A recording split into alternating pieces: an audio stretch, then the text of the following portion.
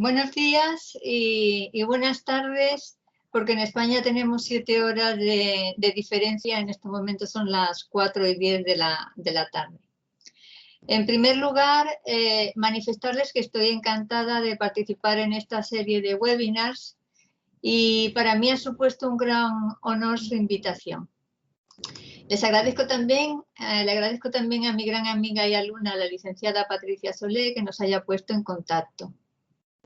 Les doy la bienvenida y espero que esta conferencia les pueda orientar para desarrollar sus proyectos sobre e-administración y gobierno abierto. Intentaré transmitirles de una forma resumida la experiencia española en cuanto a la trayectoria legislativa e implantación de la e-administración y del gobierno abierto. Pienso que nuestra experiencia les puede servir para focalizarse en el desarrollo de aquellas leyes y normas que consideren esenciales. En España llevamos muchos años y cada ley o decreto o norma ha modificado o ampliado aspectos no contemplados en las anteriores.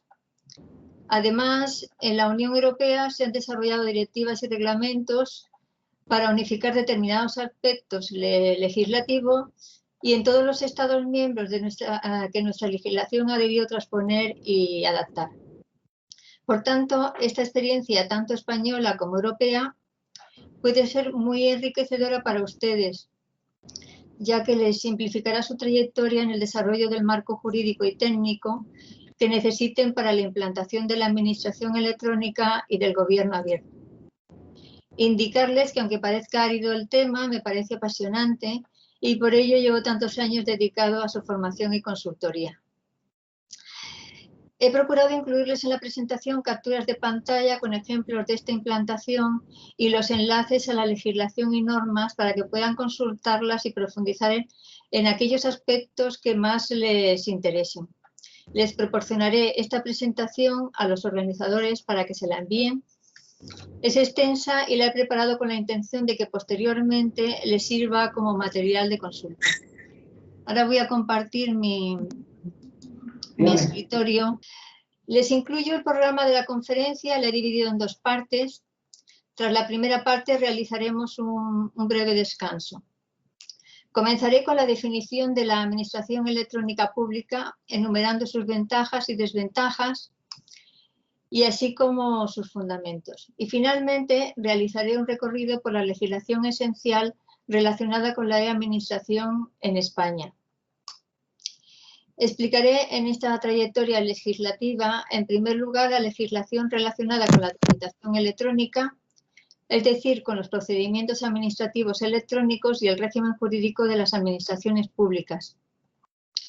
Y en segundo lugar, la legislación específica relacionada con la firma electrónica, la legislación de protección de datos personales, la factura electrónica y la contratación electrónica, también imprescindibles para su implantación. En la segunda parte mencionaré brevemente las normas ISO y UNE porque han servido de referencia para la redacción de las normas técnicas de interoperabilidad. Me extenderé en la explicación del Esquema Nacional de Interoperabilidad y las normas técnicas de interoperabilidad. El Esquema Nacional de Seguridad no lo explicaré.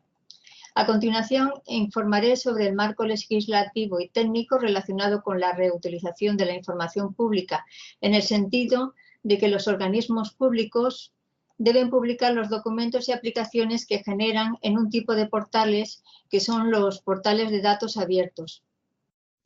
Y finalmente explicaré el derecho que tienen los ciudadanos a un gobierno abierto, a una gestión y rendición de cuentas transparente de los organismos de las distintas administraciones públicas, que se concreta con la creación de portales de transparencia que tienen como objeto facilitar el que los ciudadanos puedan tener acceso a la información pública. En primer lugar, explicaré la definición, las ventajas y desventajas de la administración electrónica. En la comunicación de la Comisión del 26 de septiembre de 2003 referida al papel de la administración electrónica en el futuro de Europa, se definía la administración electrónica. La administración electrónica se define como la utilización de las tecnologías de la información y la comunicación en las administraciones públicas. La incorporación de estas tecnologías posibilita la realización de trámites o actuaciones por medios electrónicos, lo que supone una mejora del servicio que se presta a los ciudadanos, porque estos ciudadanos obtienen una respuesta administrativa inmediata o al menos más rápida. Para posibilitar estos servicios, los organismos públicos tienen que realizar importantes cambios organizativos. Asimismo, esta automatización les facilita ejercitar mejor sus derechos, además de dar cumplimiento a sus obligaciones. Por tanto, la implantación de la administración electrónica lleva aparejada la mejora de los servicios públicos. Bueno, en principio voy a enumerar las principales ventajas de la administración electrónica. La implantación de la administración electrónica tiene como principal objetivo eliminar el uso del papel en las oficinas, lo que conlleva una simplificación y racionalización de los procedimientos administrativos y supone una mejora en la eficacia y eficiencia de su tramitación. Además, garantiza que los interesados puedan ejercer sus derechos. ¿Estás oyendo? En España se está consiguiendo que se realice toda la gestión electrónica en algunos ayuntamientos, eliminando toda la gestión en papel.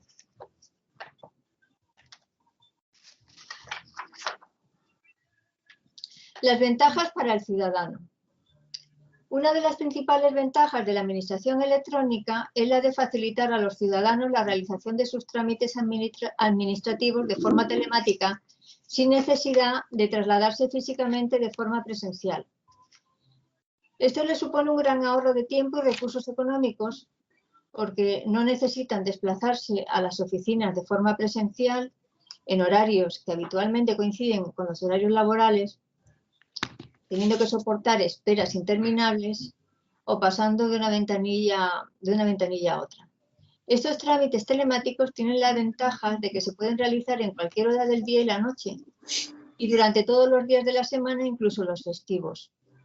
Sobre todo, estos servicios son imprescindibles para acercar la administración a personas que viven en pueblos alejados, personas con problemas de movilidad o personas ancianas.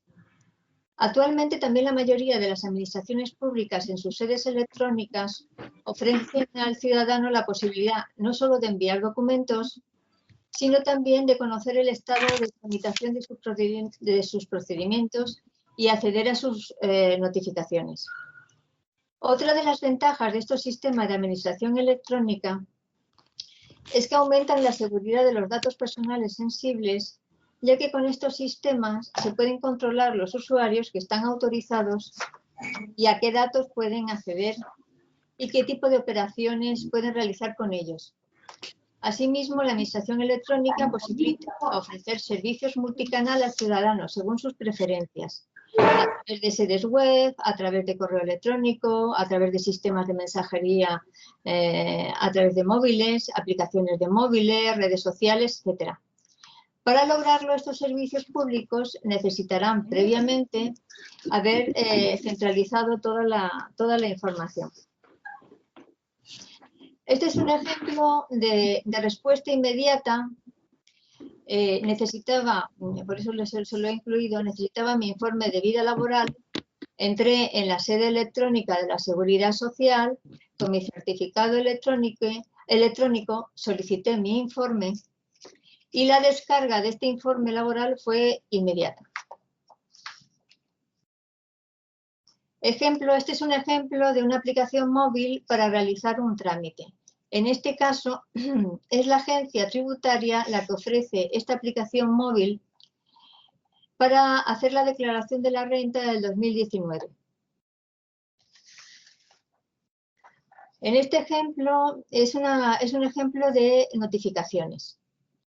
El Ayuntamiento de Barcelona dejó de enviar las notificaciones en papel por correo postal y las ha sustituido por las notificaciones a través de una plataforma digital. Este cambio les ha supuesto un ahorro de costes, y un ahorro de recursos humanos. Los avisos de las notificaciones se reciben por correo electrónico o por un SMS en el móvil, dependiendo del canal que el ciudadano elija. ¿Cuáles son las ventajas para las administraciones electrónicas? Seguimos.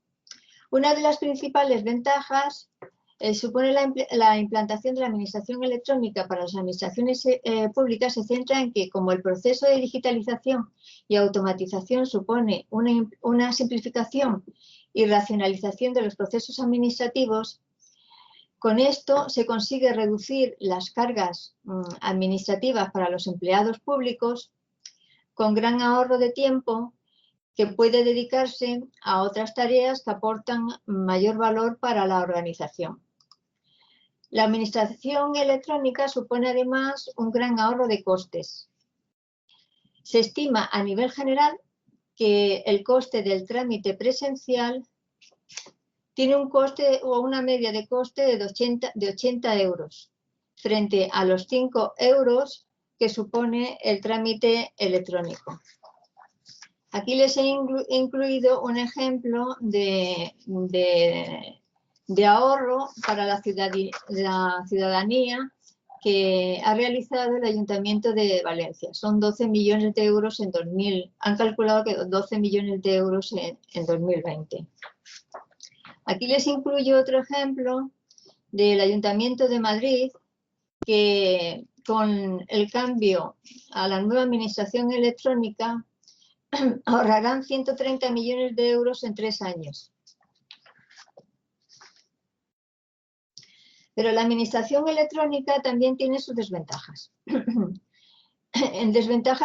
Sobre todo desventajas para el ciudadano. En primer lugar son las barreras técnicas. Entre ellas superar, por ejemplo, las dificultades para escanear los documentos que deben digitalizar para presentar por desconocimiento técnico o no disponer de un escáner.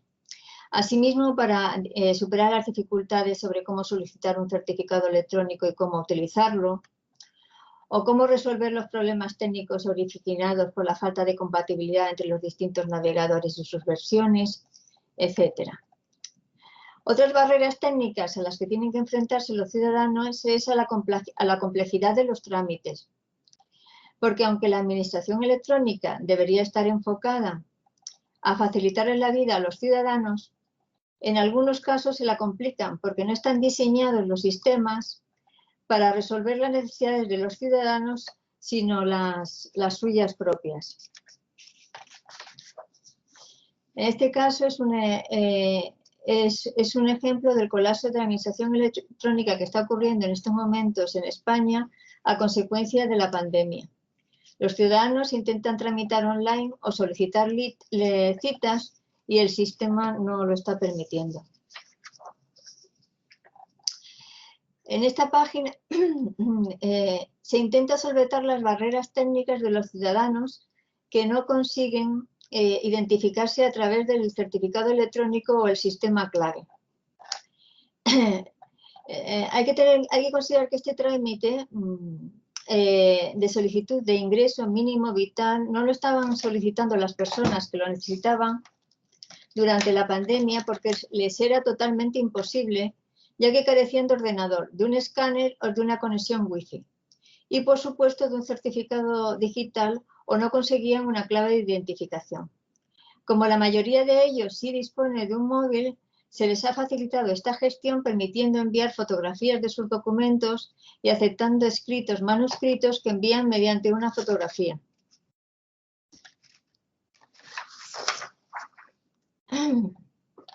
En este caso, el Ayuntamiento de Barcelona, para eliminar estas barreras técnicas, ha abierto un servicio personalizado para asesorar a aquellas personas que están poco habituadas al uso de la administración electrónica para realizar trámites y gestiones administrativas. En este siguiente apartado voy a explicar la trayectoria legislativa para lograr la implantación de la Administración electrónica en España.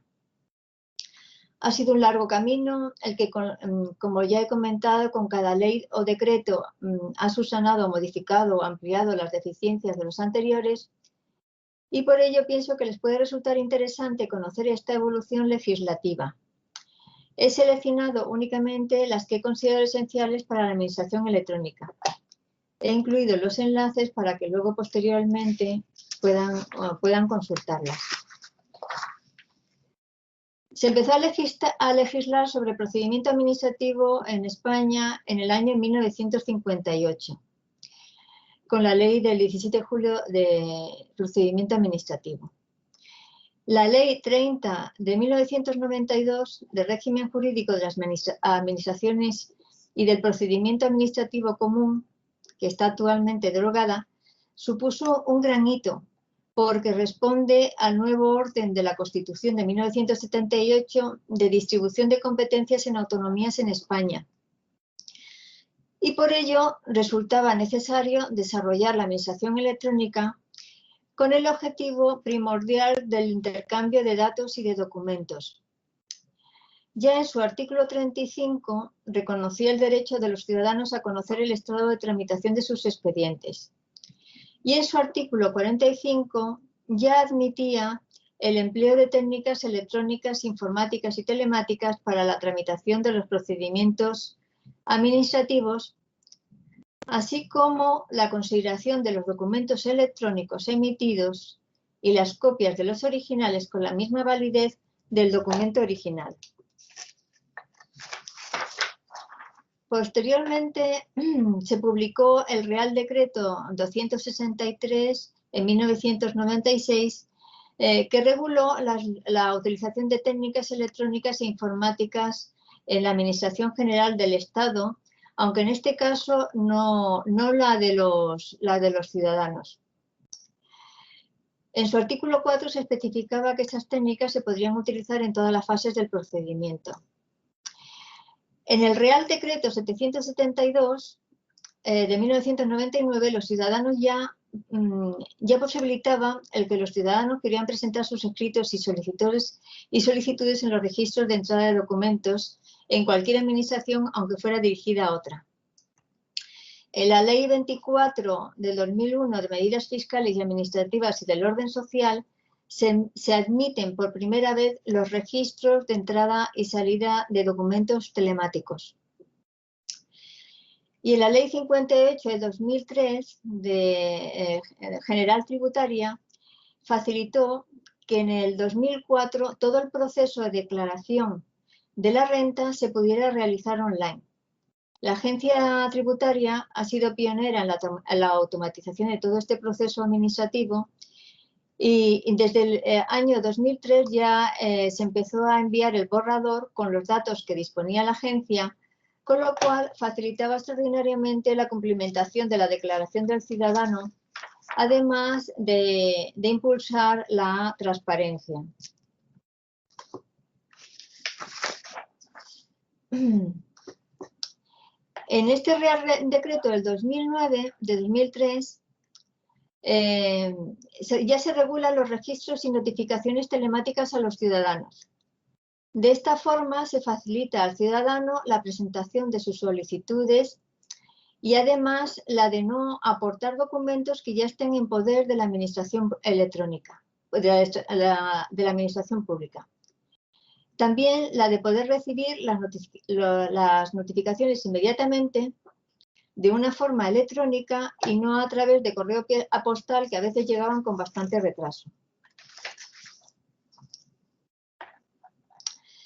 Esta ley, la 11/2007, de acceso electrónico de los ciudadanos a los servicios públicos, también supone otro gran hito en la construcción de la administración electrónica, porque sitúa como eje central los derechos del ciudadano a relacionarse con medios electrónicos con las administraciones públicas. Por tanto, obliga a las administraciones públicas a incorporar las tecnologías de la información en todas sus funciones administrativas. En esta ley también se define el documento administrativo electrónico, la gestión de los expedientes electrónicos, la gestión electrónica de los procedimientos, las sedes electrónicas, la interoperabilidad, la reutilización, etc. En esta transparencia se muestran todos los derechos de los ciudadanos en la Ley 11/2007, en relación con la utilización de medios electrónicos en cualquier actividad administrativa. Destaco los siguientes derechos a los ciudadanos. El derecho a obtener los medios de identificación electrónica necesarios, el derecho a poder relacionarse a través de cualquier canal, como ya he indicado, y el derecho de no tener la obligación de aportar datos y documentos que ya estén en poder de las administraciones públicas.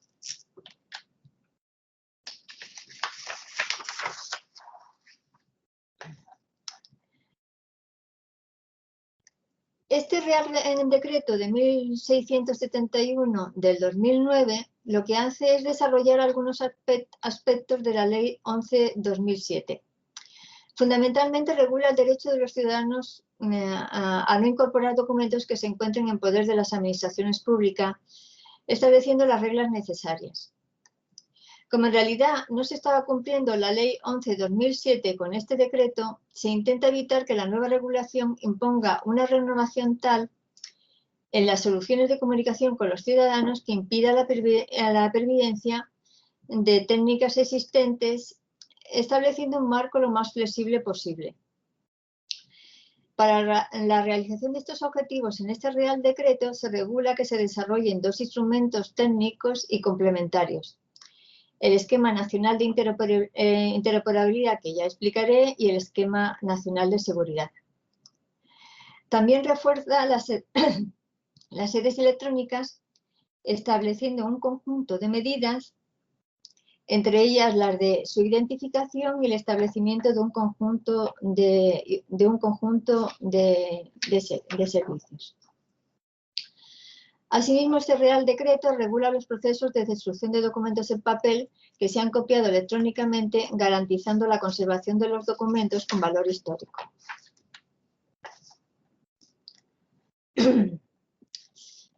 En el Real Decreto 668 se amplía el ámbito de aplicación del Registro Electrónico de Apoderamientos, que se regula en la Orden del Ministerio de Hacienda y Administraciones Públicas 1627.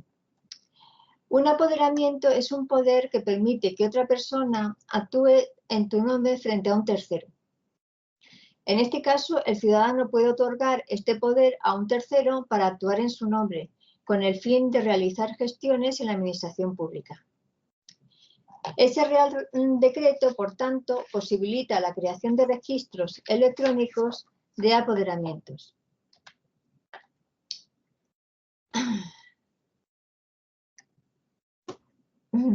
Y finalmente, para solventar las duplicidades e ineficiencias administrativas que se estaban produciendo, así como para la simplificación de los procedimientos demasiado complejos, se desarrollan dos leyes, que son las que son actualmente en vigor. Por un lado, la Ley 39/2015 de Procedimiento Administrativo Común, y por otro, la Ley 40/2015 de Régimen Jurídico del Sector Público, que proponen una reforma integral y estructural del ordenamiento jurídico público y que se constituyen en dos ejes: las relaciones ad extra y ad intra de las administraciones públicas. Esta Ley 39/2015 es el primer eje y establece una regulación completa y sistemática de las relaciones ad extra entre las administraciones y los administrados. Es una ley común para todas las administraciones públicas. Obliga que todos los procedimientos administrativos se realicen electrónicamente. Es una obligación. Por tanto, se han de gestionar los documentos y expedientes electrónicamente y se han de archivar para su preservación. La aplicación de estas dos leyes es la que ha impulsado definitivamente la aplicación de la administración electrónica en España. Como ya vimos en la Ley 11/2007 de acceso electrónico de los ciudadanos y en su desarrollo en el Decreto Real, en el Real Decreto 1671, ya se regulaba este derecho de los ciudadanos. En el artículo 14 de esta ley se regula que los ciudadanos podrán elegir si se comunican o no con las administraciones a través de los medios electrónicos, salvo si están obligados. La realidad actual es que muchos organismos de las administraciones públicas obligan a que se realicen estos trámites a través de medios electrónicos sin posibilidad de elección por parte del ciudadano.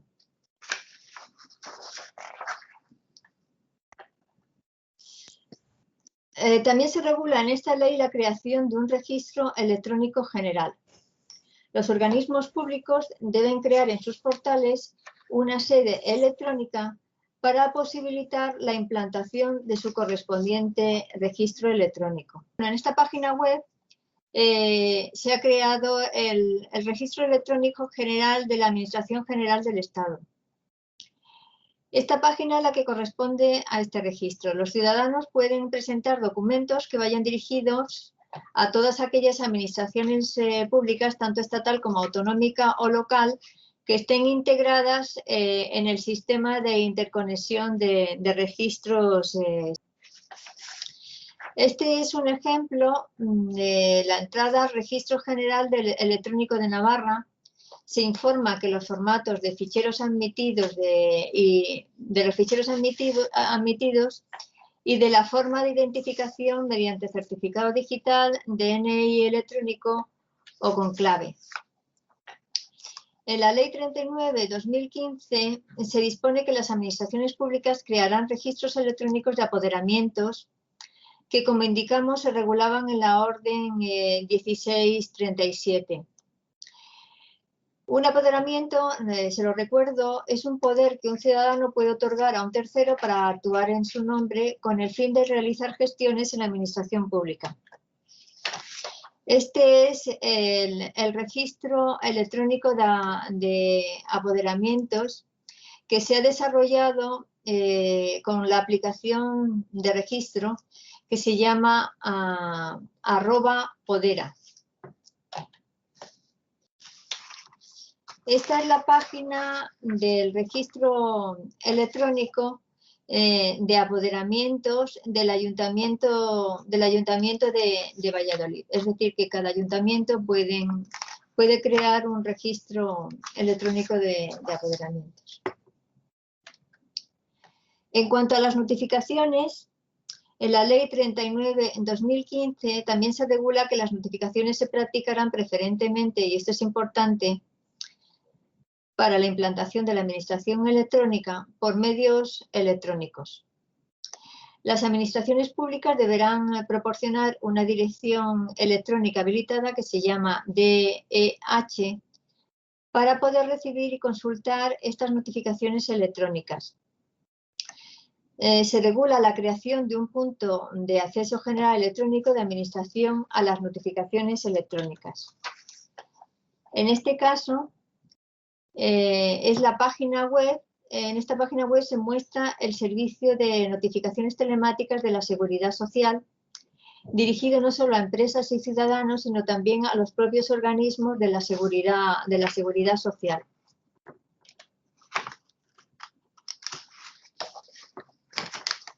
Este es el ejemplo de la dirección electrónica habilitada que se llama DEH, por la que cualquier persona física o jurídica dispondrá de una dirección electrónica para la recepción de las notificaciones administrativas por vía telemática. Se proporciona un buzón electrónico en el que se recibirán las notificaciones electrónicas de aquellos procedimientos a los que voluntariamente se ha suscrito. Los avisos se pueden recibir por correo electrónico o mensajes SMS en los móviles. Por otra parte, en la Ley 39/2015 se regula el derecho de los ciudadanos a conocer en cualquier momento el estado de la tramitación. Para ello, en las sedes electrónicas se debe habilitar una carpeta ciudadana para que el ciudadano pueda entrar y conocer el estado de tramitación de sus procedimientos. En este caso, es la carpeta ciudadana de la Comunidad de Madrid, que permite conocer el estado de tramitación de los expedientes. La carpeta da acceso a la información sobre estos trámites que se han realizado en la Comunidad de Madrid. Las notificaciones electrónicas, la carpeta de salud, las gestiones económicas, situación de expedientes, documentos registrados, etc. Otro ejemplo. En este caso, el ciudadano puede conocer el estado de su tramitación en la sede electrónica de la agencia tributaria, mediante la opción de mis expedientes.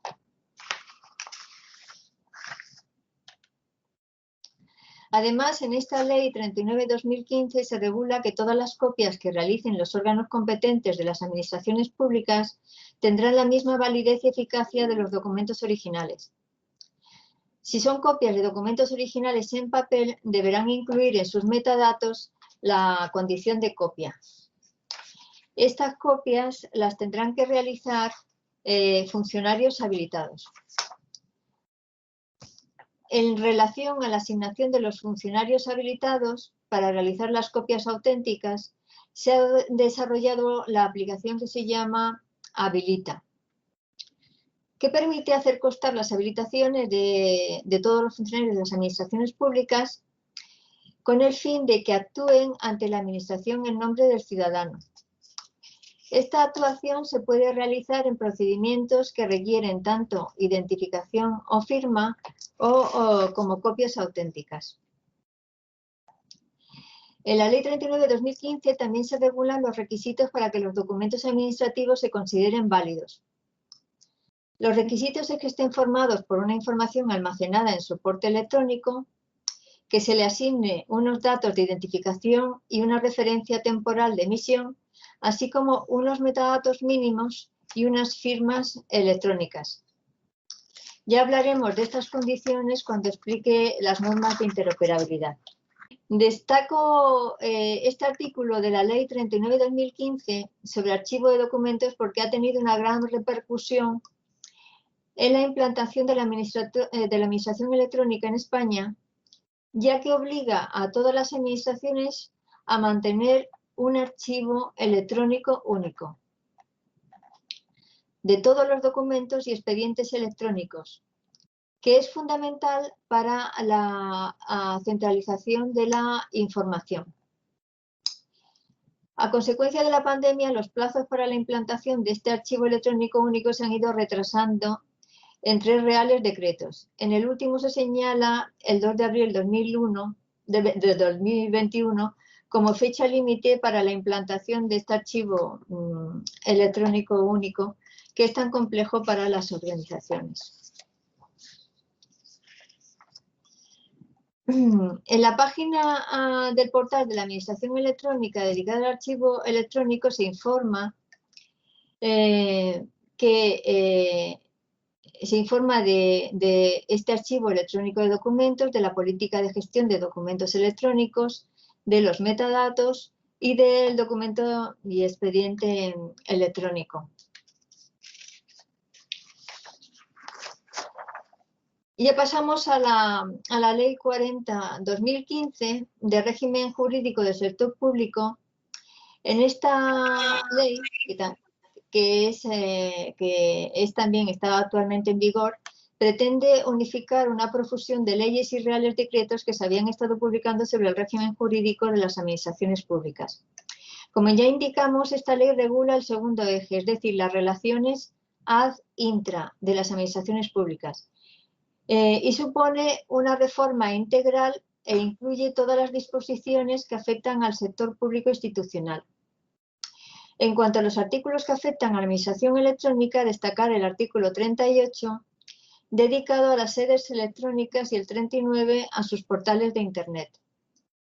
En el artículo 40 se regulan los sistemas de identificación de las administraciones públicas y la firma electrónica del personal al servicio de las administraciones públicas. Como indicado en la Ley 40/2015 se regula la creación de sedes electrónicas que se define como una dirección electrónica habilitada para que los ciudadanos puedan realizar sus trámites. Cada administración pública determinará las condiciones e instrumentos para su creación. Es importante destacar que se deberá garantizar la identificación del órgano titular de la sede, así como los medios disponibles para la formulación de las sugerencias y de las quejas. En esta página se facilita buscar los portales de Internet de las comunidades autónomas y también las sedes electrónicas de todas las comunidades autónomas. Este es un ejemplo de sede electrónica del Ayuntamiento de Albacete. Se suelen ofrecer bases de datos para buscar los trámites que se puedan realizar en la sede electrónica. También ofrecen una clasificación por tipo. Suelen destacar aquellos que son más frecuentes. En esta página web se muestra este catálogo de trámites del Ayuntamiento de Albacete.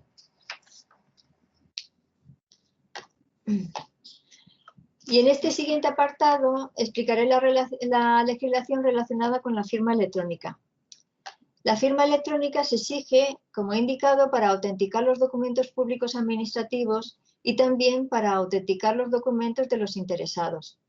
Por tanto, resulta esencial su regulación en la implantación de la administración electrónica.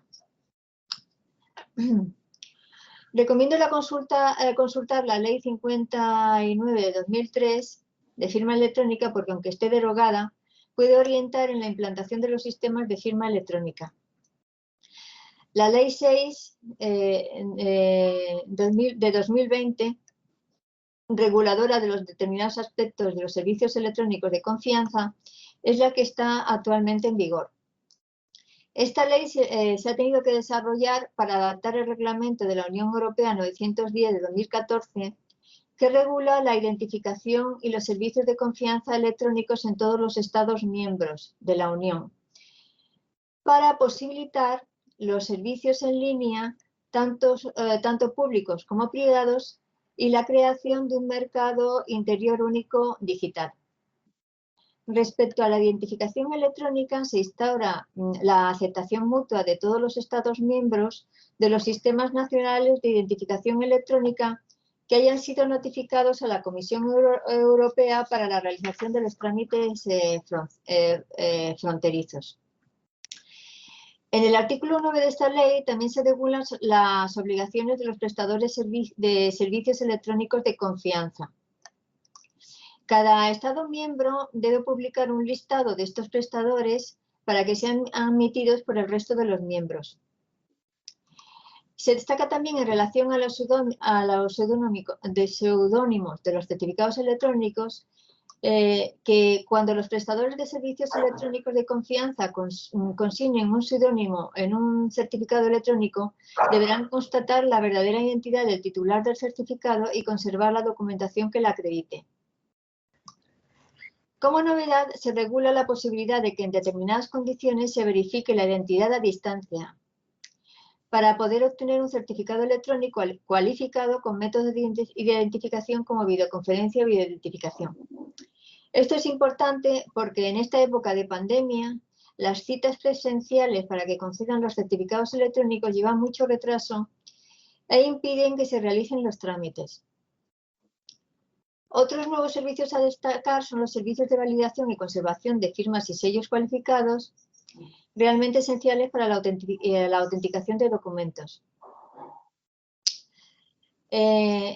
Esta ley confirma la desaparición de los certificados de persona jurídica que antes se contemplaban. Los certificados electrónicos solo se emiten a favor de personas físicas.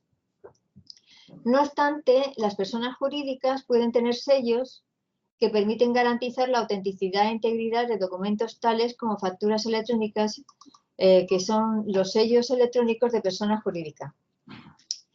Por otra parte, se establece el plazo máximo de vigencia de los certificados electrónicos en 5 años. También es importante para la gestión de los documentos electrónicos, ya que se debe incorporar un sello de tiempo antes de que estos certificados electrónicos caduquen. En esta página se incluye en una tabla los sistemas de identificación electrónica en línea que todos los Estados miembros deben aceptar mutuamente para la tramitación electrónica. En España, el sistema de identificación es el Documento Nacional de Identidad.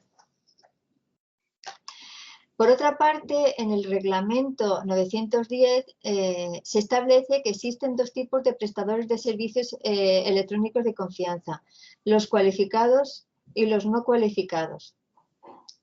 El organismo de supervisión en España es el Ministerio de Asuntos Económicos y Transformación Digital. En esta página se ofrece un listado de los prestadores de servicios electrónicos de confianza, cualificados y de los no cualificados.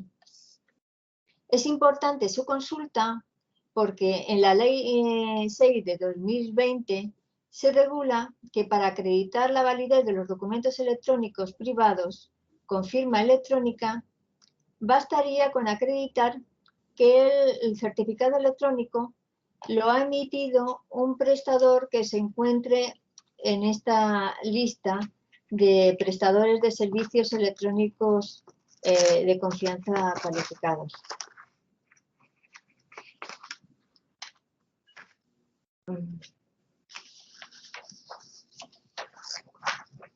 Por otra parte, en el artículo 9 de la Ley 39 de 2015 se presenta una relación de los sistemas admitidos de identificación de los ciudadanos en los procedimientos electrónicos administrativos.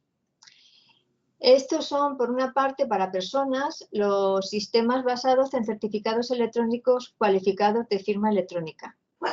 Y por otro, para las empresas, los sistemas basados, como ya he comentado, en certificados electrónicos de sello electrónico. Estos 2 tipos de certificados deben estar expedidos por los prestadores que se encuentren en la lista de confianza comentada. Otros sistemas admitidos son los que no están basados en certificados electrónicos, como los sistemas de clave concertada, que se han creado para facilitar las gestiones a aquellas personas que tengan dificultades técnicas con la solicitud, instalación y uso de los certificados electrónicos. Este es un ejemplo del sistema clave, que es un sistema único para todas las administraciones públicas en España, que consiste en proporcionar una clave concertada, es decir, un usuario y una contraseña al ciudadano, para que pueda realizar sus gestiones electrónicas sin necesidad de utilizar un certificado electrónico. Requiere para su obtención la identificación presencial previa en las oficinas de las administraciones públicas. En el Real Decreto 1671, que desarrollaba parcialmente la Ley 11/2007, se regulan los tipos de sistemas de firma que pueden utilizar el personal de las administraciones públicas. Por un lado, o sea, los empleados públicos, por un lado pueden utilizar su documento nacional de identidad, por otro lado pueden utilizar un certificado especial, que es un certificado de empleado público, y por otro lado pueden utilizar un sistema de código seguro de verificación que explicaré a continuación. Este es un ejemplo de código seguro de verificación de un documento de la agencia tributaria.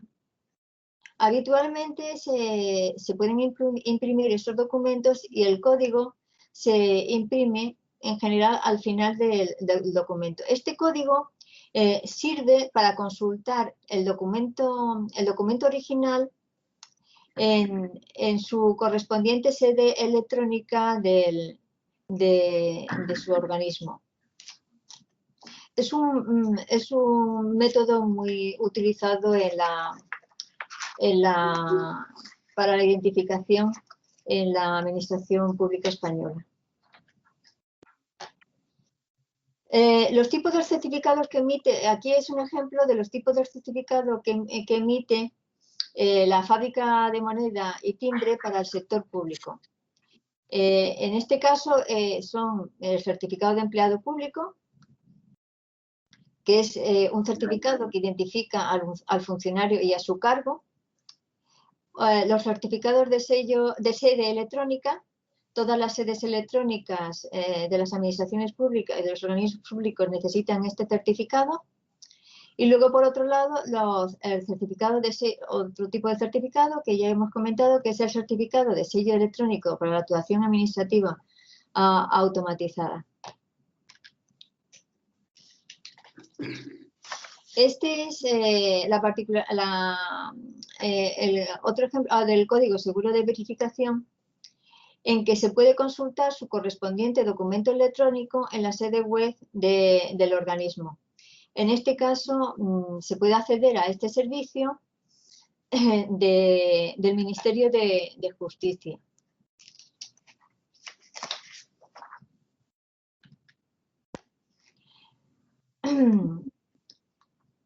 El sello electrónico, en esta transparencia se regulan los sistemas de firma para la actuación administrativa automatizada. Lo componen los sellos, el sello electrónico de administración pública y el código seguro de verificación. La actuación administrativa automatizada es aquella que se ha realizado íntegramente a través de medios electrónicos y en la que no ha intervenido de una forma directa un empleado público.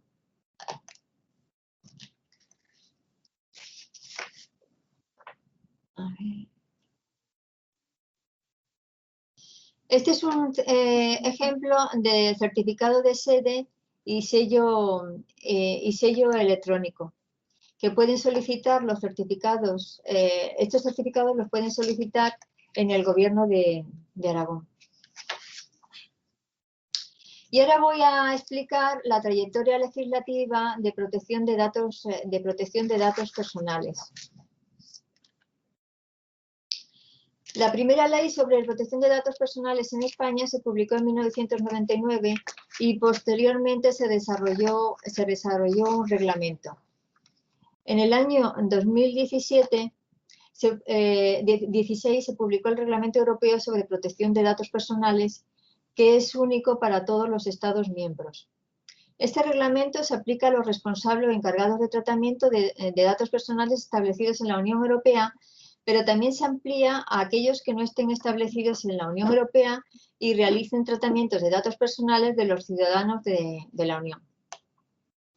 A partir de ahora nombraré este reglamento como RGPD. Las legislaciones nacionales han debido adaptarlo. En el caso de España, su adaptación se publicó en el 2018 con la Ley número 3.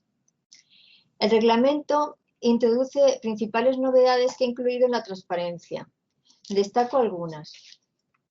Se regula el ejercicio de los derechos de los interesados con respecto a sus datos personales, como son los derechos de acceso, de rectificación, supresión, oposición a su uso posterior y a su uso en la elaboración de perfiles. Destacar el derecho al olvido, que consiste en que los interesados puedan solicitar borrar informaciones que aparezcan en buscadores generales de Internet cuando ya hayan quedado obsoletas sin relevancia. El derecho de la portabilidad, que es muy importante también, que consiste en que el interesado tiene derecho a que sus datos sean transferidos por petición suya a otra empresa. Las limitaciones en el tratamiento se refieren a que se pueda solicitar que los datos personales solamente se usen únicamente para determinadas finalidades. Otro de los aspectos esenciales del RGPD se basa en la prevención por parte de las organizaciones que tratan datos. Es lo que se conoce como responsabilidad activa.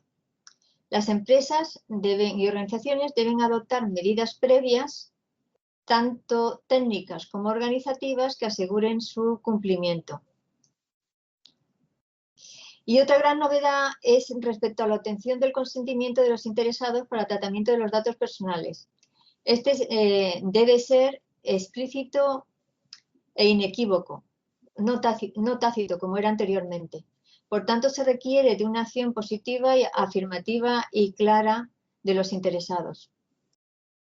Por otro lado, se identifican una categoría especial de datos, los denominados datos sensibles, que exigen una protección reforzada, como son los datos sobre salud, raza, creencias políticas, religión o vida sexual, y nuevas categorías que se han creado, como son los de datos genéticos y datos biométricos.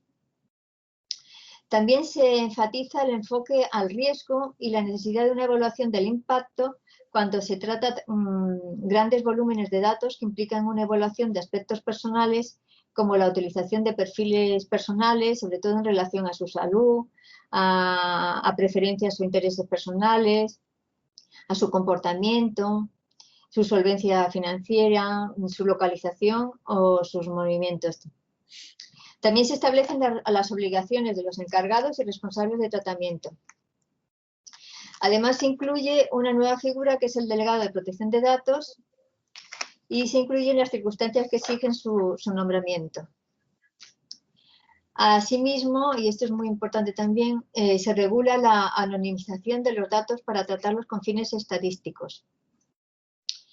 Y por otra parte, se regula la creación de un registro de las actividades de tratamiento que es obligatoria para determinadas entidades y administraciones públicas de publicar en sus respectivas web el registro de actividades de tratamiento. Con respecto a la cuantía, las sanciones del RGPD son las más graves de vulneración de datos personales pueden alcanzar hasta los 20 millones de euros o el 4% de la facturación de la organización. En esta transparencia he incluido qué diferencias había, porque la Ley Orgánica 3 de 2018 adapta el reglamento europeo, pero tiene algunas particularidades y diferencias con el reglamento que voy a reseñar. La primera es la edad de obtención del consentimiento de los datos personales de los menores. En el RGPD es de 16 años, pero dejaba la puerta abierta a que se modificara esta edad en las leyes nacionales. En el caso de nuestra ley se ha bajado a 14 años. También se han añadido tratamientos específicos como los recogidos en las cámaras que se instalan en los espacios públicos o de trabajo con fines de videovigilancia, el tratamiento de los datos de los ficheros de morosos. También se regulan los sistemas de información de denuncias internas de los organismos públicos en los que los empleados o terceros puedan denunciar actos o conductas corruptas o reprobables de incumplimiento de las normas y legislación. En estos sistemas, y esto es importante también, se deberá preservar la identidad y garantizar la confidencialidad de los datos de las personas que denuncian. Asimismo, se admite la recogida de datos de las personas que se inscriban en una lista de exclusión para evitar que reciban publicidad no deseada. Con respecto al bloqueo de los datos, se amplía un derecho que no está contemplado en el RGPD, que es el derecho de bloqueo de datos personal, que consiste en la operación de identificarlos y reservarlos para impedir que se realice cualquier tipo de tratamiento, incluida su visualización, con el fin de ponerlos a disposición de los jueces y tribunales de determinados organismos de la administración pública, de la Agencia de Protección de Datos. También se establece el plazo para su destrucción. Aunque en el RGPD ya se contempla un registro de actividades de tratamiento, en la ley se obliga a determinadas entidades a publicarlos en sus páginas web. En principio es obligatorio para todas las administraciones públicas. En cuanto a las transferencias internacionales, se dedica un título completo, también se dedica un título completo a las autoridades de control, en este caso a la Agencia Española de Protección de Datos y las autoridades autonómicas de protección de datos. Y por otro lado, en esta ley se añade una novedad que no aparece en el RGPD y es la garantía de los derechos digitales. En particular, los derechos en Internet como la neutralidad de la red, el acceso universal, los derechos a la seguridad y educación digital, así como los derechos al olvido, la portabilidad, al testamento digital y a la protección de menores en Internet. Ocupa un lugar relevante el reconocimiento del derecho a la desconexión digital en el ámbito laboral, en el sentido de que no se puede obligar a los empleados a que estén conectados fuera del horario laboral, así como al derecho a la intimidad con los dispositivos de videovigilancia que existan en los lugares de trabajo o en el de control de la ubicación de los empleados con los sistemas de geolocalización. Por si les interesa, en esta transparencia les he incluido ejemplos de guías y directrices de la Agencia Española de Protección de Datos. En su apartado de guías de su página web pueden tener una relación más completa. Estas son las herramientas que ofrece gratuitamente la Agencia Española de Protección de Datos y que realmente son muy útiles sobre todo para las pymes y para la gestión de riesgos. La herramienta está dirigida a las pymes y les facilita que realicen el tratamiento de datos personales de escaso riesgo. Y luego la herramienta asiste a las organizaciones en el análisis de gestión de riesgos y evaluaciones del impacto. Pueden probar estas herramientas porque los datos que se recogen no se guardan.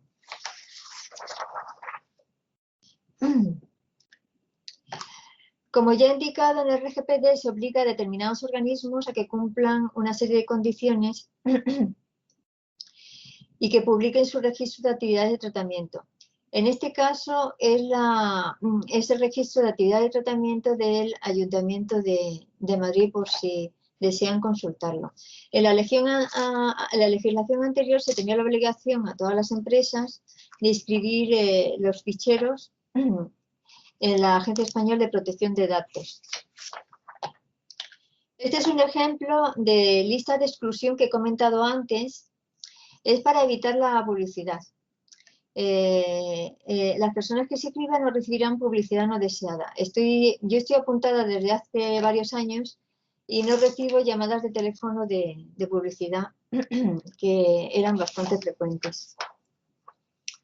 En el siguiente apartado voy a explicar la trayectoria legislativa relacionada con la factura electrónica. En la Ley 56 de Medidas de Impulso de la Sociedad de la Información se regula la obligatoriedad de la factura electrónica en la contratación con el sector público. Esta ley es muy importante para la contratación electrónica que explicaré más adelante. Se define la factura electrónica como un documento que tiene que garantizar la autenticidad de origen y la integridad del contenido.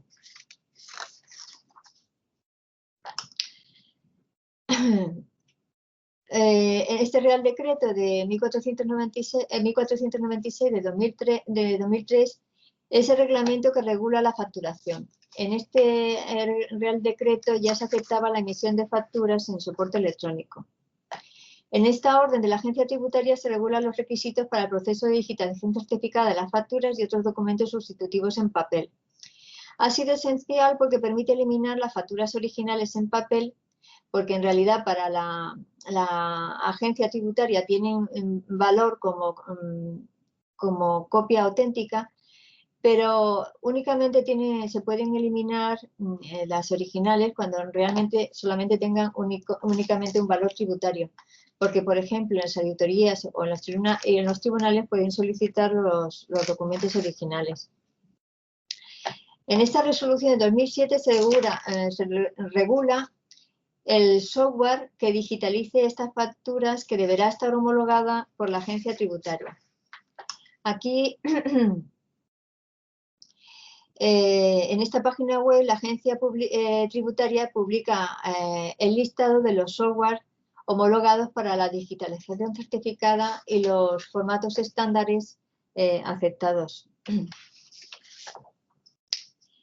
En esta orden de 2007 se establece el formato Facturae, que es el formato de factura electrónica que garantiza la interoperabilidad de las facturas emitidas frente a cualquier órgano de la Administración.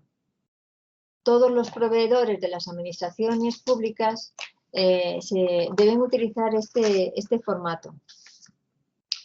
En esta página web se ofrece gratuitamente un software para la creación de facturas electrónicas en formato Facturae, que es realmente muy útil para las pymes.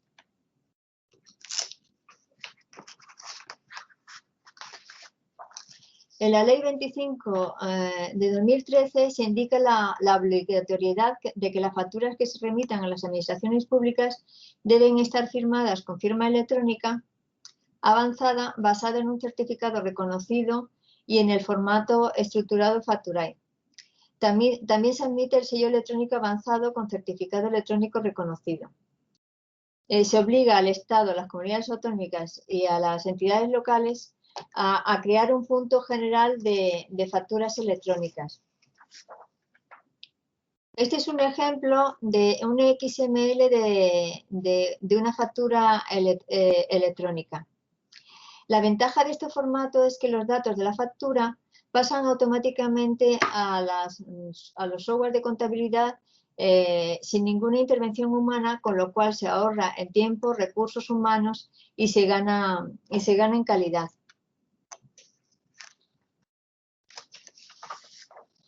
La complicación que tiene, la desventaja que tiene para los proveedores de las administraciones públicas el crear estas facturas es que en la factura se tienen que proporcionar unos códigos de las oficinas contables, órgano gestor y unidad tramitadora para que se incluya dentro de la factura electrónica.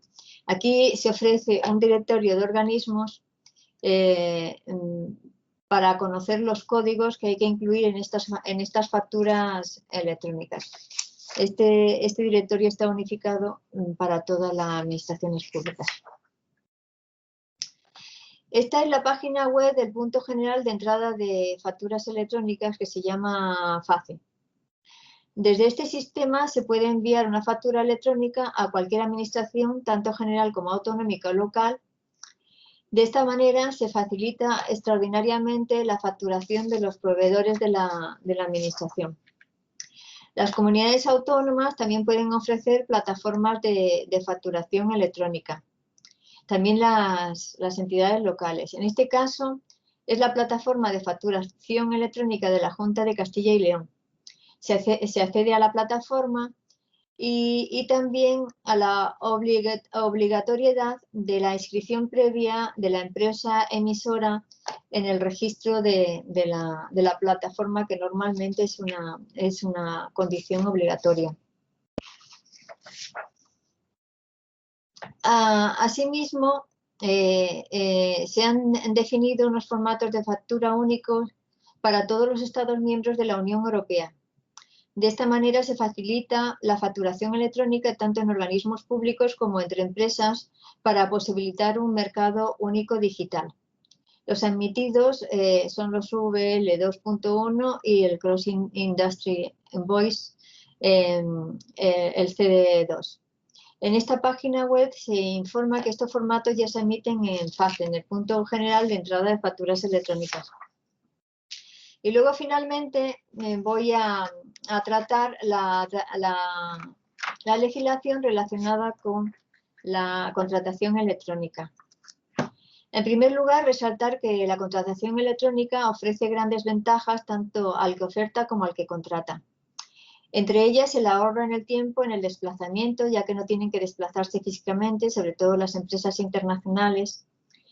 Y también permite ampliar los mercados tanto a los consumidores como a las empresas y aumentar la rapidez y agilidad en las operaciones de contratación y compra. En la actualidad nos encontramos al final de la denominada Estrategia Europa 2020, dentro de la cual la contratación pública desempeña un papel clave para el éxito en la creación de este mercado único digital. En este Real Decreto 1098, en el que se aprueba el Reglamento General de la Ley de Contratos de las Administraciones Públicas, ya se autorizaba al Ministro de Hacienda para que estableciera las normas para la contratación electrónica. La Ley 34/2002 de Servicios de Sociedad de la Información y el Comercio Electrónico tiene como objeto transponer la Directiva 2031 en relativa a los servicios de la sociedad de la información, en particular al comercio electrónico en el mercado interior. Ya en el objeto de esta ley se menciona el de la contratación por vía electrónica. También se define el contrato electrónico en el que la oferta y la aceptación se transmiten por vía electrónica. Además, se acepta su validez y eficacia. Es importante destacar que se regula que los documentos de los contratos electrónicos tendrán valor como prueba cuando se presenten a los juicios. Aquí se destaca que los contratos celebrados por vía electrónica producirán todos los efectos previstos por el ordenamiento jurídico y que no se denegarán efectos jurídicos ni admisibilidad como prueba en procedimientos judiciales. En la orden del Ministerio de Economía y Hacienda, la 1307 de 2005, se admitía la contratación electrónica cuando apareciera esta opción en los pliegos de cláusulas administrativas de la licitación. Pero es importante resaltar que todavía no aparecía como una obligación obligatoria para los licitadores, solo potestativa. Se especificaba que los pliegos y la restante documentación tendría que presentarse en un formato electrónico conforme a estándares abiertos. En la Ley 30 de 2007 de contratos del sector público, actualmente derogada, se enumeraban las siguientes normas para el uso de medios electrónicos, informáticos y telemáticos en los procedimientos de contratación electrónica. Primero, que la información y las especificaciones técnicas debían proporcionarse en formato electrónico. Segundo, que los programas y aplicaciones para la presentación de ofertas deberían ser de fácil acceso. Y también que los sistemas de comunicaciones para el intercambio y almacenamiento de la información deberían poder garantizar la integridad de los datos transmitidos.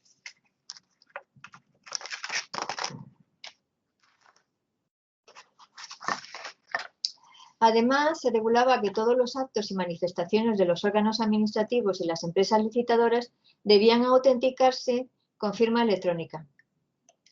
Asimismo, se exigía a los licitadores la inscripción previa al proceso de contratación electrónica en un registro oficial de licitadores y empresas clasificadas. Este es el registro oficial de licitadores y empresas clasificadas del Estado, donde deben de inscribirse todos los licitadores. En la Ley 9 de 2017, Contratos del Sector Público, es la que está en vigor y transpuso la Directiva 2004/18 del Parlamento Europeo. El gran cambio de esta ley ha sido la obligatoriedad de la contratación pública electrónica.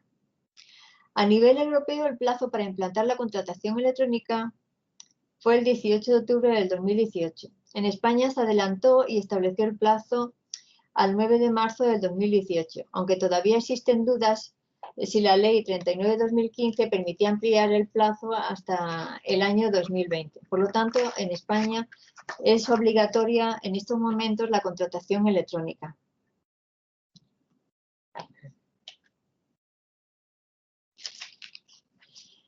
Destaco en esta Ley 9 de 2007 sobre los contratos del sector público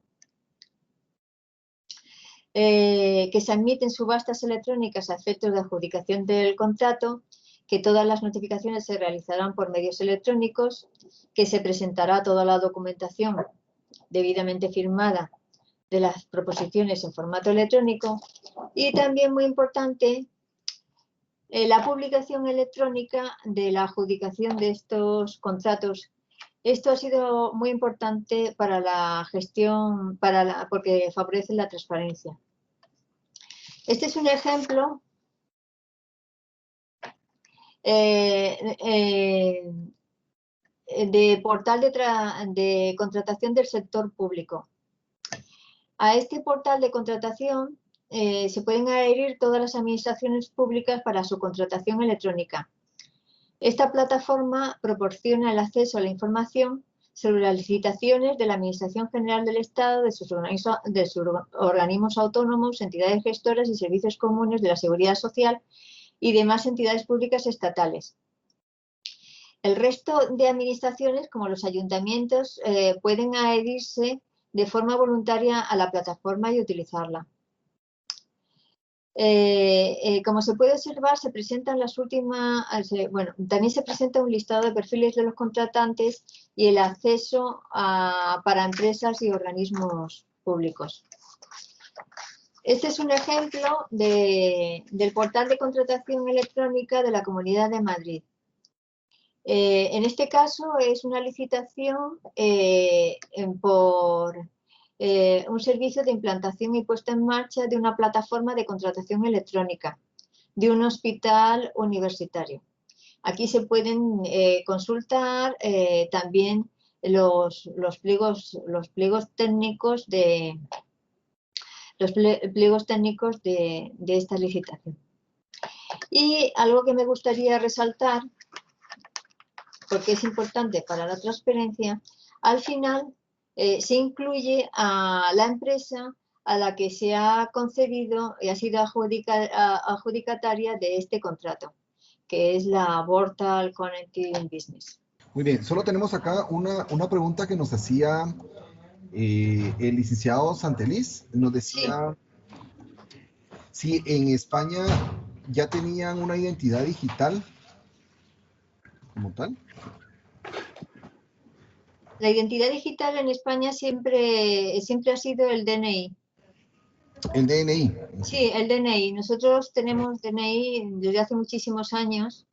La innovación del DNI ha sido el DNI electrónico. El DNI electrónico lleva dos certificados electrónicos y entonces las personas, los ciudadanos, pueden realizar sus firmas electrónicas con estos DNI electrónicos. Pasa que necesitan un soporte de una tarjeta. No ha tenido mucho éxito en España, la verdad, porque su funcionamiento es complejo. Yo en principio lo empecé a utilizar y tenía tantos problemas que al final es mucho más cómodo el uso del certificado electrónico. Pero nosotros es que nuestra identificación lleva muchísimos años con el DNI. Pero es que había muchas dificultades. Yo muchas veces no podía conectar con el DNI. Y es el sistema más seguro. Es de los sistemas con un nivel de seguridad más alto para conectar. Luego también ha habido bastantes problemas porque hay algunos... se admite el uso del DNI electrónico a los funcionarios públicos para firmar documentos, pero algunos funcionarios no quieren utilizar su DNI para realizar la firma de documentos públicos oficiales. Prefieren el que se les proporcione un certificado de empleado público. Pero algunas veces, claro, como los ayuntamientos pequeños o algunas organizaciones, pues pedir certificados de empleado público, pues a veces es también complejo y prefieren que es más sencillo para estos organismos el que los empleados públicos pues utilicen su DNI. Pero realmente lo que se debería utilizar es el certificado de empleado público. Ok, muchas gracias por la respuesta. Sí. Tenemos la mano levantada de Patricia Solé. Hola, Patricia. Ana, hola María, perdón. ¿Qué tal, María? ¿Cómo estás? Encantada. Muy linda la presentación. Realmente vemos los avances que han logrado allá. Una pregunta que yo tenía únicamente es, ¿en cuánto tiempo lograron ustedes que toda la administración pública estuviera unida a través de este medio electrónico? Pues Pues es que se lleva legislando desde 1992, como ya he comentado, pues, por eso he intentado explicarles la evolución, porque como ya le había, en cada decreto o cada ley, pues se iba ampliando, modificando diferentes aspectos. Pero en realidad las dos leyes fundamentales, porque si no se obliga a la administración electrónica, no se crea. Las dos leyes han sido precisamente la 39 y la 40 de 2015, es decir, que la evolución ha sido tremenda. Pero como era ya en estas dos leyes es obligatorio ya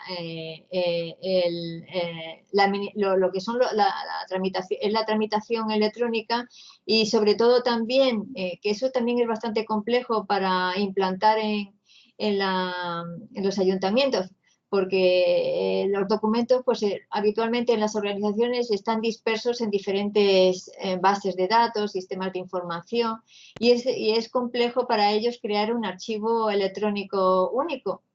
Y una obligación es el disponer de este archivo electrónico único, y les exige pues un gran trabajo y cambios organizativos para implantar este archivo. Y luego, claro, pues toda la complejidad de crear las sedes electrónicas, toda la complejidad de los registros electrónicos, de implantar también las carpetas para el ciudadano, en fin, pero claro, se han tenido que poner las pilas porque era obligatorio y tenían unos plazos. Es decir, los plazos no se han cumplido, pero actualmente, pues normalmente lo que es la Administración General del Estado y lo que son las comunidades autonómicas, pues sí están automatizadas. Pero hay muchos ayuntamientos pequeños que todavía no han podido realizar este cambio. De todas formas, hay ayuntamientos que ahora mismo, en este momento, están, y sobre todo algunos ayuntamientos nuevos que conozco, están realizando toda la gestión en digital, toda la tramitación electrónica. Es decir, que lo que es el archivero lo que hace es gestionar las transferencias y el archivo de documentos electrónicos en su archivo digital, en el archivo electrónico único. Es decir, que no tienen documentos. Sobre todo esto. Es decir, que la figura del archivero va a cambiar, tiene que cambiar mucho, porque se está encontrando con que también ellos tienen que tener muchísima formación, porque habitualmente tienen formación en la gestión de la documentación en papel, pero no tienen la formación ahora sí que lo tienen la mayoría, ¿no? Pero no la tenían anteriormente, y también han tenido que formarse en este aspecto. Pero claro, es un cambio brutal, brutal para ellos, María, en la forma de gestionar. Sí. Me recuerdo que tú me dijiste, o que estaba establecido, que para cierto año tenía que estar, creo que era el 2017, tenía que estar la administración pública. Ya tiene que estar. O sea, se han ido retrasando los plazos. Se han ido retrasando los plazos, pero ya en principio 2020 sería el máximo. Es decir, ya tendría que estar implantada toda la administración electrónica en España. Lo que pasa que, claro, hay algunos ayuntamientos pues que no han tenido capacidad o no tienen capacidad para hacerlo. De todas maneras, la labor de las diputaciones, aquí las diputaciones, en realidad abarcan a diferentes ayuntamientos. Entonces, las diputaciones les ofrecen servicios para que ellos puedan realizar esta tramitación, servicios comunes para que ellos puedan realizar esta tramitación electrónica. De todas maneras, hay muchos, como ya he explicado, hay muchos servicios comunes que también pueden utilizar. Es decir, que se les ha facilitado también esta implantación bastante. Sí, sí. Muchas gracias, María. Realmente veo toda tu experiencia. Muchas gracias por todo lo que aprendí contigo y sí sería muy interesante que algún día pudieras tú venir a capacitar, o ya sea a través de una universidad o a través de algo masivo para que toda el grupo de la gente de gobierno que maneja archivos, que es prácticamente todos, se pudieran capacitar haciendo una homologación de una universidad de acá con la universidad de ustedes. Sí, muchas gracias, María. Pues muchas gracias a vosotros por haberme invitado. ¿Alguna pregunta más?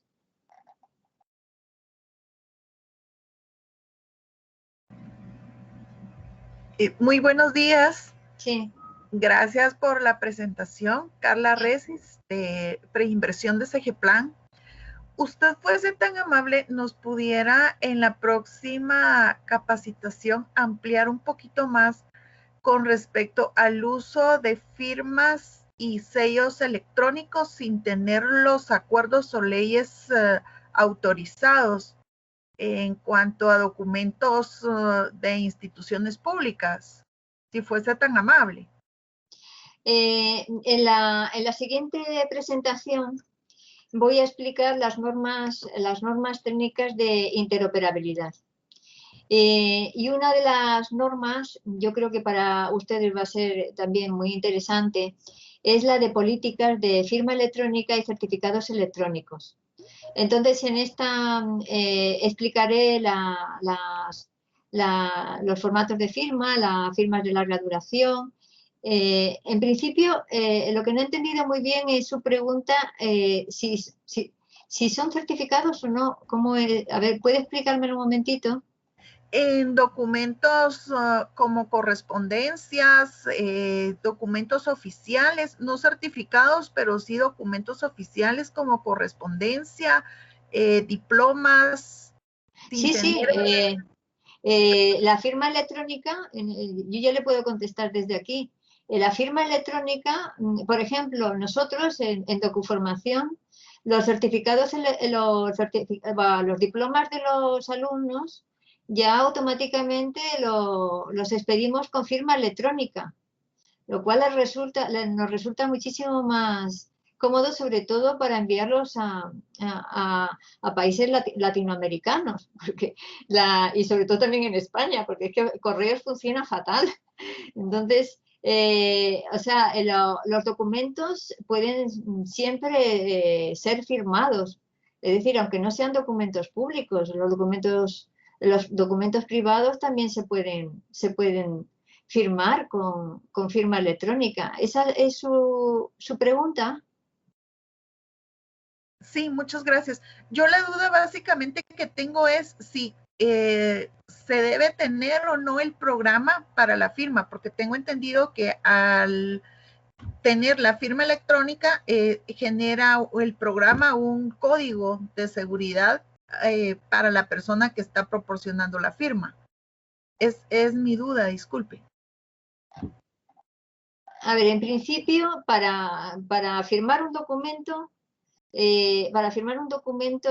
con tu firma, como yo lo hago, yo tengo una aplicación que es una aplicación gratuita, y con esa aplicación firmo los documentos. Muy bien, muchas gracias. Sí, y claro, otro tema es, claro, el código seguro de verificación, que es es una aplicación de la administración pública. Pero para firmar documentos hay aplicaciones que son gratuitas y que además son muy fáciles de utilizar y que te permiten firmar los documentos incluso con sello de tiempo. Yo lo firmo siempre con sello de tiempo. Muy bien. El sello de tiempo es muy importante porque, como ya he indicado, los certificados electrónicos tienen una caducidad, y la caducidad es a los 5 años. Si no se incluye un sello de tiempo, entonces estos documentos firmados se tienen que resellar, o sea, se tienen que sellar con este sello de tiempo, porque antes de que caduque el certificado, porque si no pierden su autenticidad. A nivel de gestión documental es realmente importante que se incluya siempre un sello de tiempo cuando se firma un documento. Y estas aplicaciones también lo permiten. Muchas gracias, muy Sí. amable. Sí. Ok, muchas gracias. Tenemos acá la participación del licenciado René Omul. Sí. Nos agradece de antemano la presentación y la experiencia. Tiene acá unas preguntas. Dice, ¿cuáles fueron las dificultades más importantes en dicho proceso de transformación digital en las entidades del Estado? Y la otra es, actualmente, ¿cuáles son las situaciones pendientes de resolver de dicho proceso?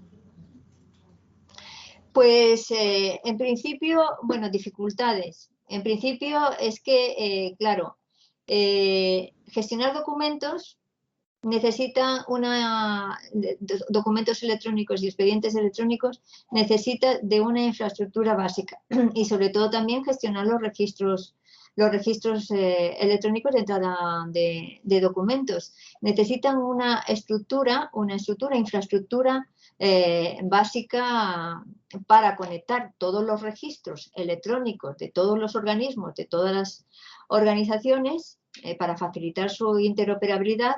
También se ha hecho un esfuerzo enorme en crear el DIR3, que es un directorio de todas las unidades orgánicas del Estado, porque esto es fundamental también para incluir el metadato de órgano en el documento, que ya lo explicaré, en el documento y en el expediente electrónico. Se ha hecho también un trabajo enorme para una catalogación de los procedimientos administrativos centralizada, que también es fundamental para la clasificación en el metadato y el expediente electrónico. Es decir, que en principio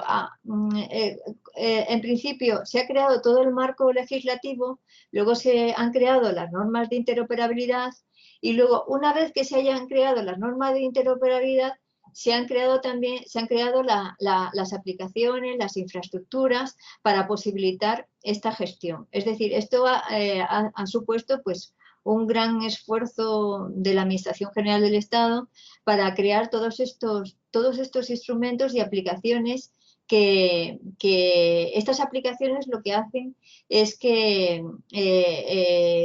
adaptan las normas de interoperabilidad para la gestión de los expedientes y documentos electrónicos. Es decir, que ha sido un gran esfuerzo en ese sentido, que no es el de crear pues una norma y quedarse ahí en una norma técnica y quedarse ahí, ¿no? Porque hay que crear primero todas estas estructuras y todos estos instrumentos para poder, claro, la idea es que se envíe un documento o un expediente a otra administración y totalmente identificados para poder compartirlo, porque el ciudadano no tiene por qué entregar un documento que ya la administración ya haya entregado previamente a la administración. Entonces, esto es un gran esfuerzo de crear estos instrumentos para facilitar la interconexión de todos los sistemas en las administraciones públicas. ¿Le respondo a su pregunta o...?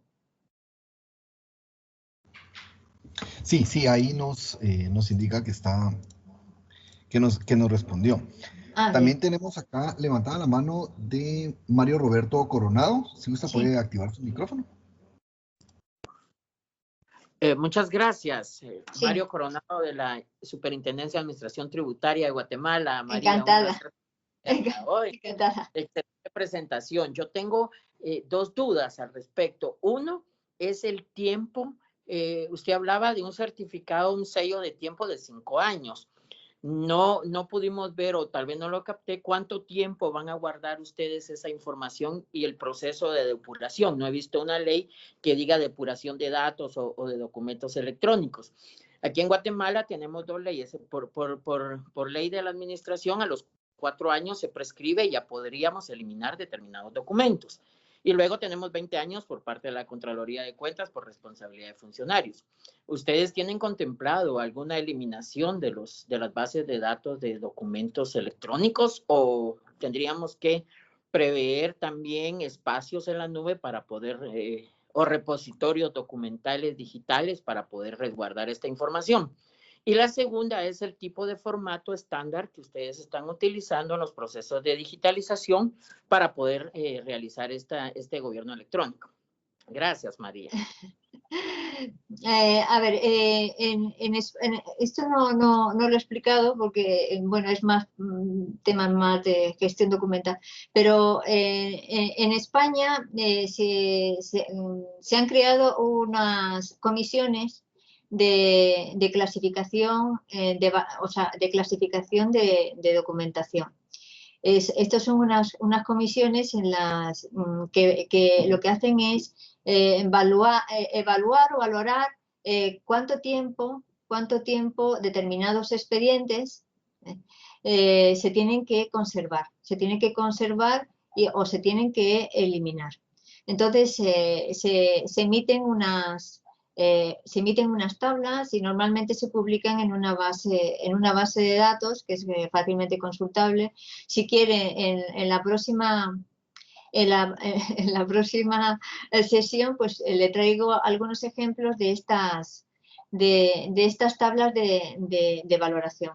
Normalmente se crea una ficha de cada expediente. En esa ficha, pues esta comisión valora pues todas las normas y la legislación que le afectan a ese expediente, y luego también se incorpora, bueno, cómo se tendría que conservar, o cuánto tiempo se tendría que conservar, o qué documentos se tendría que conservar y qué documentos no. Y son unas fichas muy completas. Yo, si quiere, le traeré algún ejemplo de estas valoraciones, ¿no? Últimamente también, porque antes no se contemplaba el digital, es decir, que era una valoración global de esa serie, porque en realidad nosotros le llamamos series, de esa serie documental. Pero ahora también, últimamente, también se está incorporando cuánto tiempo se tendría que conservar también lo digital, contemplando también el expediente digital. Y realmente, pues,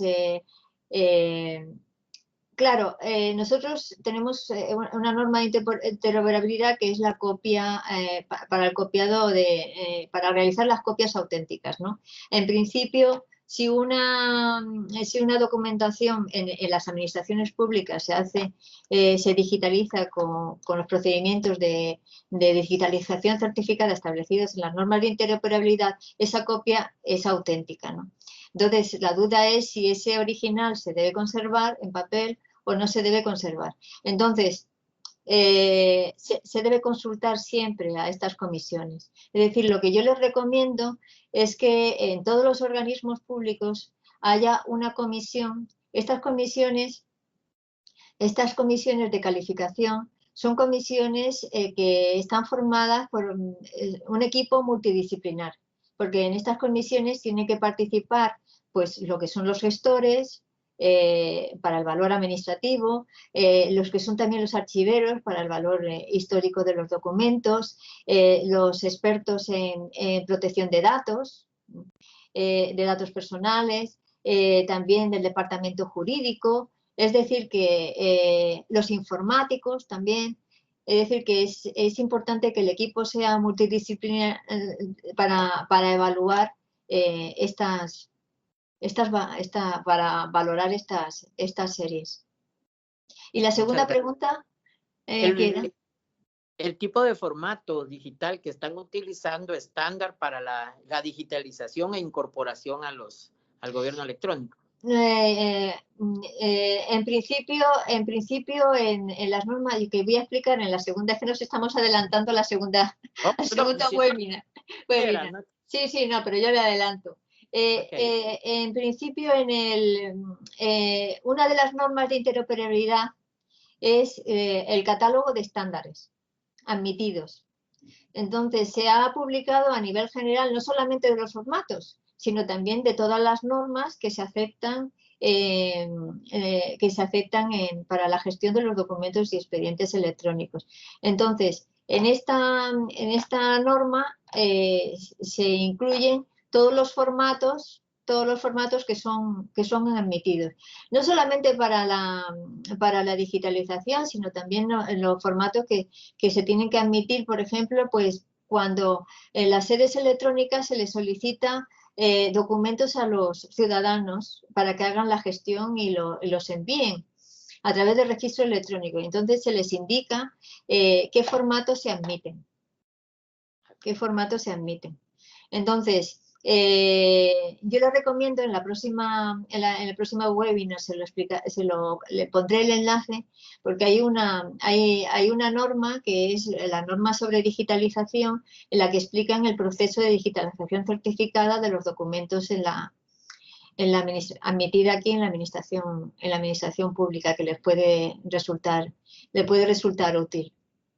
Muchas gracias, María, muy amable. Ok, bueno, queremos agradecer la participación de María del Valle por el apoyo brindado, por unirse a esta iniciativa y por el valioso aporte en compartirnos su experiencia y cómo se ha llevado a cabo todos estos cambios en España, ¿verdad?